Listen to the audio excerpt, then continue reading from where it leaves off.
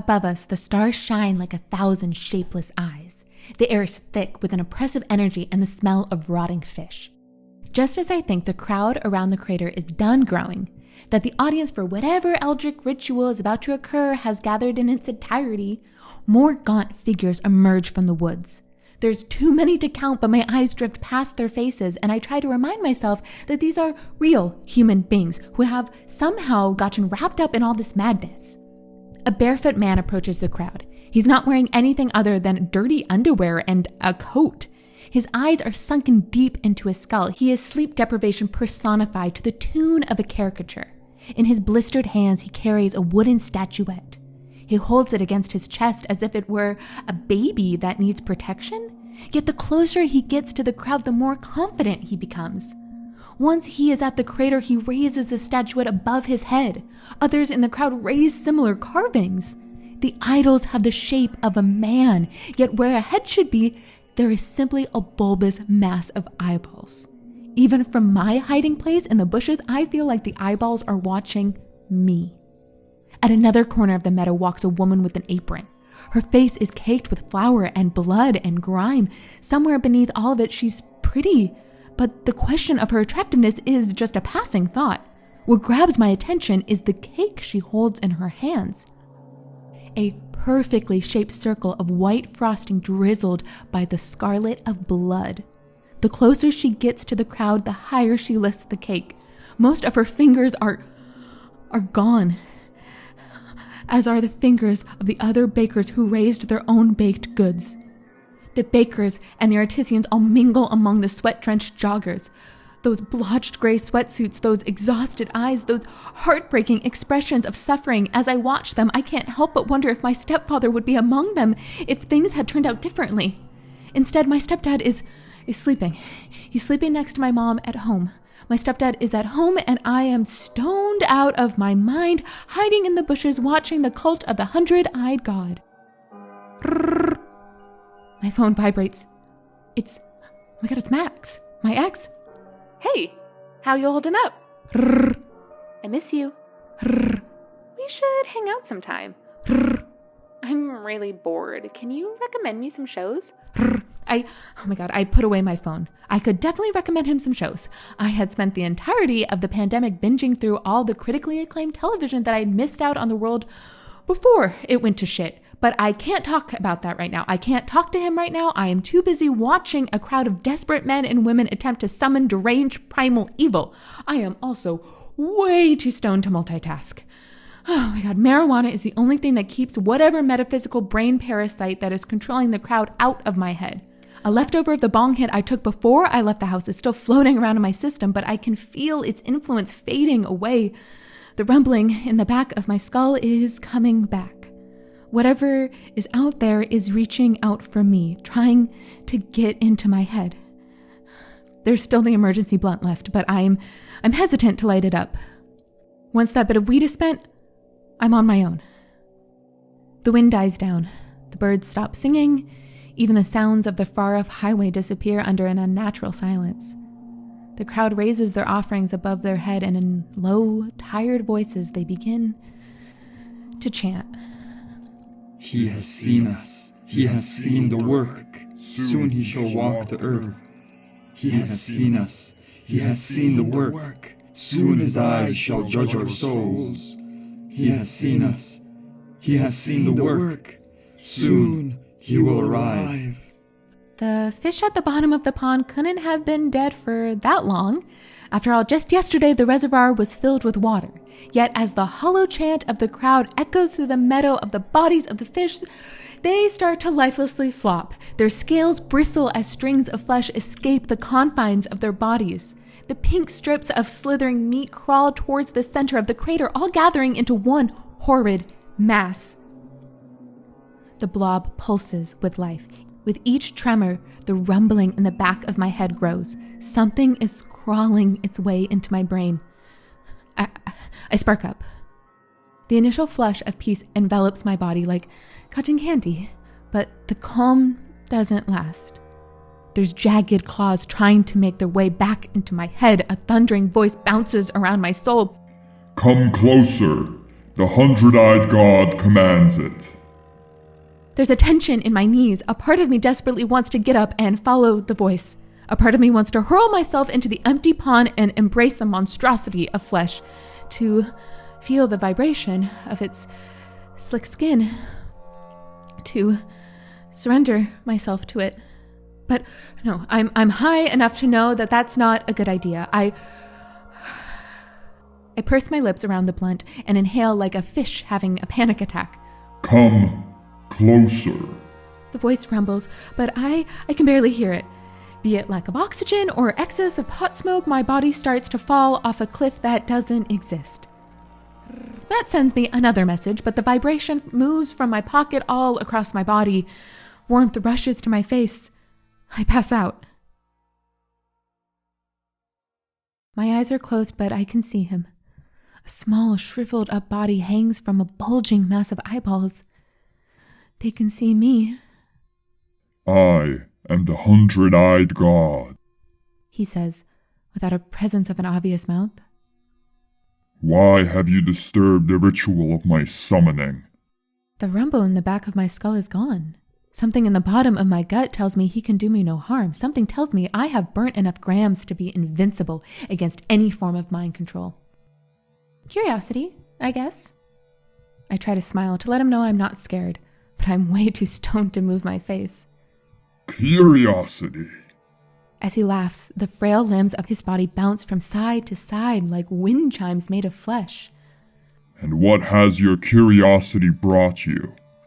I know my stepdad is lying in bed with my mom. They've both had a horrible 3 months, and now they're finding peace in each other's sleepy embrace. It's kind of gross imagining them, but I'm happy he's safe. I open my mouth to speak, to tell the 100-eyed god that if it wasn't for my snooping, then Greg would be in the crowd surrendering the crater, but he cuts me off. Yes, your false father is momentarily safe. Your incessant need to intrude on his work has taken him from my grasp, but none of that will matter soon. Soon your world shall burn with the fire of madness. Soon all that you love and hold dear will be no more. Your kind has been judged and found wanting. Soon you shall taste the wrath of the 100-eyed god. You can read my mind? I ask. His tiny body sways back and forth. Those shapeless eyes have a hint of frustration behind them. Yes. He replies. Yes, I can read your mind. But that is not important. I can do so much more, little girl. With nothing but a simple wish, I can force a man to spill the blood of his entire family.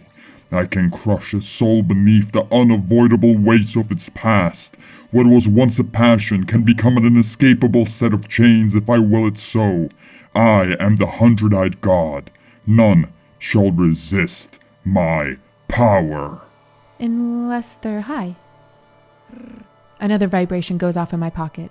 Matt's inability to survive without being the constant center of attention reminds me why the two of us broke up. I promise myself that after I give him a list of shows to watch, I'll block him forever. Your cheap herbal tricks would only stave off the inevitable. Once the ritual is complete, and my power in your realm reaches its true potential, I will make you pray for death. Your entire civilization will drop to its knees and beg for forgiveness. They will plead with me. They will promise they will change their ways and use their time in the realm of the living more wisely, but I am the 100-eyed god. I do not know of mercy. The earth shall burn, the seas will boil, and... Why? I ask. Why? He laughs again, this time with pompous confidence. Why do I not know forgiveness? Because my eyes sees all, little girl. I have watched the world close down on itself with this plague. I have seen the world shutter its windows and lock its doors with 100 plagues.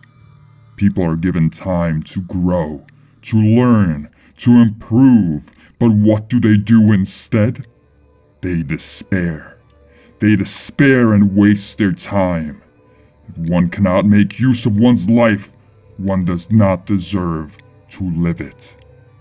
You want to destroy the world because people weren't productive during a global pandemic? That's pretty unhinged, dude.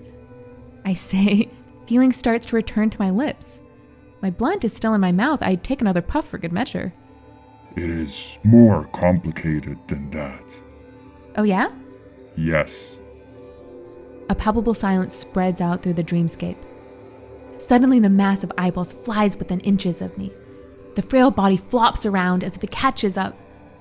You cannot even hope to comprehend what my eyes have seen, little girl. Beneath my gaze, empires have prospered and warred. I have watched men uncover the fabric of time, and I have seen them burn libraries. My eyes have gazed upon every facet of humanity, but what they have not seen, what they crave to see, is its utter destruction. Wait, I say, ignoring another message from Matt. You want to destroy humanity because you're bored? Oh, that's pretty dumb, dude. Do not question me, little girl. I am the 100-eyed God. My power knows no limits, and neither does my rage. Insult my intelligence again, and you shall feel my wrath. The eyeballs shake with rage. I clearly struck a nerve. Oh yeah? You can't do shit to me, I say with a newfound dose of confidence in my chest. You're just bored and cranky. A frustrated growl comes from the mass of eyeballs. The 100-eyed God hovers impotently in front of me as if he is in the midst of trying to make up his mind about something. You are right, he finally says. While you are under the influence of that filthy magical herb, I cannot harm you. But my followers can. My numb face is immediately covered with painful scratches. I'm getting dragged out of the bushes by two of the sweaty joggers. They don't look at me as they pull me towards the empty pond, but the rest of the crowd keeps their eyes locked on me. They chant, He has seen us. He has seen the work. All he needs is a sacrifice of blood. He has seen us. He has seen the work. May his eyes be pleased. He has seen us. He has seen the work. Soon he will arrive. I am pushed through the crowd towards where the edge of the pond used to be. Among finely picked fish bones, the blob of fish has taken shape. Out of the mud, 100 pink eyes stare back at me. Among those horrible spheres, a toothless mouth yawns to life. Slit her throats and let her blood flow to me. The mouth commands. Once her life fuels mine, the world shall burn. The jogger next to me produces an axe. It glows in the bright light of the stars. I become intimately aware of the beating of my heart. As the blade travels towards my throbbing neck, I feel the blood travel through my body. I know I'm about to die. My phone vibrates. Have you seen Breaking Bad? I scream at the mass of eyeballs as the cold steel of the axe sends a trickle of blood down to my collarbone. The axe steadies. The 100-eyed God stares at me in confusion. What? Breaking Bad. It's like one of the best shows that has ever been on television. It dwells into the question of what it means to be evil and whether we can retain our mortality when doing inhuman things. The 100-eyed God is confused. The axe of the jogger puppet doesn't move from my neck, but it doesn't cut further. I seize my opportunity. Or 6 Feet Under. You can't destroy humanity if you've never seen 6 Feet Under. It's a show about death. You like death, right? The show explores the fragility of human life in the face of death, but celebrates the strength of human spirit when confronted with life-shattering trauma. I gently nudge the jogger's hand away. He doesn't resist. In the last episode, it's like amazing. I don't think I know anyone who watched it and didn't cry. Where do I find this thing that makes everyone weep? The 100-eyed God finally asks. It's definitely streaming somewhere on the internet. What is the internet? You got so bored you were willing to destroy humanity and you haven't checked out the internet? Dude, that's real. I stopped myself. I'm slowly sobering up and learning that maybe pushing my luck with the Eldritch God isn't the best course of action? That's unfortunate.